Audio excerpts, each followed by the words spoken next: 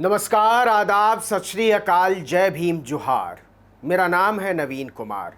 कानपुर के वो गुंडे याद होंगे आपको जो 45 साल के गरीब मुसलमान आदमी को घसीटे जा रहे हैं और चीख रहे हैं कि जय श्री राम बोलो, और उसका 5 साल का छोटा सा बच्चा उसके पैरों से लिपट कर गिड़गिड़ा रहा है, मेरे पापा को मत मारो। उन्होंने आपका कुछ नहीं बिगाड़ा। उन गुंडों के कहने पर वो आदमी जय श्री राम का नारा लगाता भी रहता है, लेकिन हिंदुत्व के वो घिनौने चेहरे अपनी घिनौनी हरकत से बाज नहीं आते। भारी दबाव के बाद उत्तर प्रदेश की पुलिस ने इंसानियत के उन 3 गुद्धों को पकड़ा, लेकिन आज की कहानी ये नहीं है। आज की कहानी ये है कि 24 घंटे के भीतर उन तीनों गुंडों को पुलिस ने छोड़ भी दिया।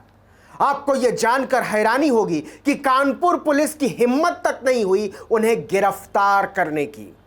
कानपुर के पुलिस कमिश्नर असीम कुमार अरुण ने बाकायदा एक बयान जारी किया था कि हमने तीनों आरोपियों को गिरफ्तार किया है, लेकिन अगले ही दिन additional police commissioner Anil Kumar उन लफंगों की शान में एक अलग बयान जारी करते हैं कि हमने तीनों को बृहस्पतिवार को हिरासत में लिया था और शुक्रवार को छोड़ दिया, मतलब गिरफ्तार नहीं किया था।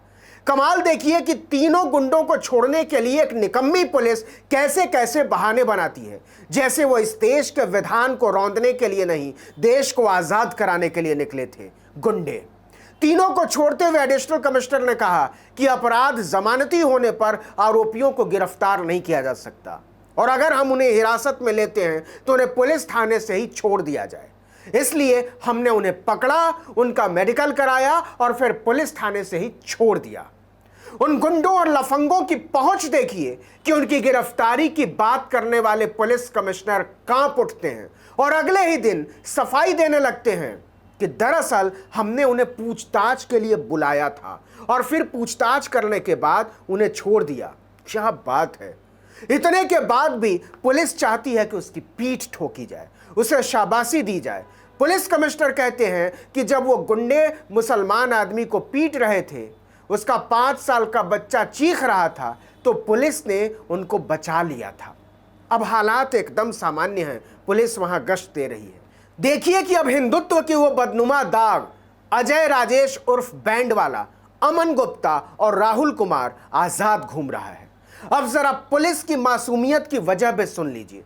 एक तो योगी आदित्यनाथ की सरकार, आप जानते ही हैं कि मुसलमानों को लेकर उनका खून वैसे ही खौलता रहता है। दूसरे, जब से तीनों लफंगों की गिरफ्तारी हुई थी, तभी से बजरंग दल ने थाने के बाहर प्रदर्शन शुरू कर दिया था। उन गुंडों के साथियों ने डीसीपी ऑफिस को घेर लिया था कि हमारे साथियों को छोड़ो। जो गुंडे बच्चों तक की चीखों से नहीं पिघलते, उनके यार पुलिस थाने के बाहर जय श्री राम और वंदे मातरम के नारे बुलंद कर रहे थे। मतलब इंतहा यह है कि इस देश में आप कफील खान को बिना किसी गुनाह के महीनों महीनों जेल में सड़ा देते हैं। जानवर मारने के आरोप में गरीब मुसलमानों को रासूका में बंद कर देते हैं और वो कहीं सुनवाई नहीं होती उनकी। इसी देश में 82 साल के एक आदमी को बिना कसूर के हिरासत में ही मर जाने पर मजबूर किया गया। इसी देश में सुधा भारद्वाज नाम की एक औरत आदिवासियों की मदद करने के जुर्म में महीनों से जेल में बंद है। इसी देश में गौतम नौलखा नाम का एक ज़हीन पत्रकार सच लिखने के जुर्म में सलाखों के पीछे है।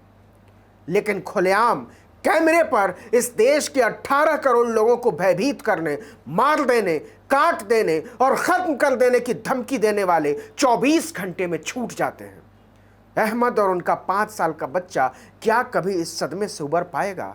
आपका जवाब आप जाने, लेकिन मेरा जवाब है नहीं, कभी नहीं।